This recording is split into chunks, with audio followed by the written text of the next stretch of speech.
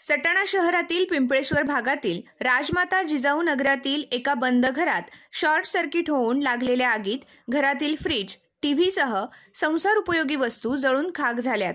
अग्निशमन दलाने आग आटोक्यात आणली। यात 4,34,200 रुपयांचे नुकसान झाल्याची पंचनाम्यात नोंद झाली।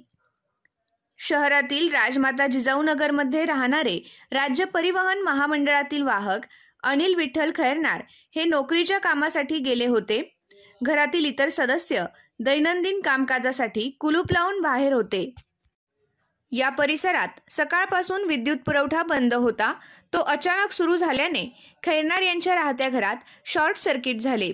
त्यात फ्रीजचा स्फोट झाला, त्यामुळे घरात आग पसरली।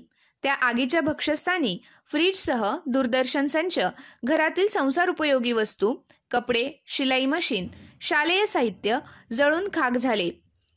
घरातून धूर येत असल्याचे शेजाऱ्यांच्या निदर्शनास येताच त्यांनी बंद दरवाजा उघडला। त्यावेळी घरातून काळेकुट्ट धुराचे लोट बाहेर आलेत। सटाणा अग्निशमन दलास संपर्क साधताच अग्निशमन बंबाने घरात पाण्याचा मारा करून आग विझवली। तलाठी रोशन गौतम, कोतवाल रवी बच्चाव यांनी घटनेचा पंचनामा केला। यात 4,34,000 रुपयांचे नुकसान झाल्याचा प्राथमिक अंदाज वर्तविण्यात आला आहे।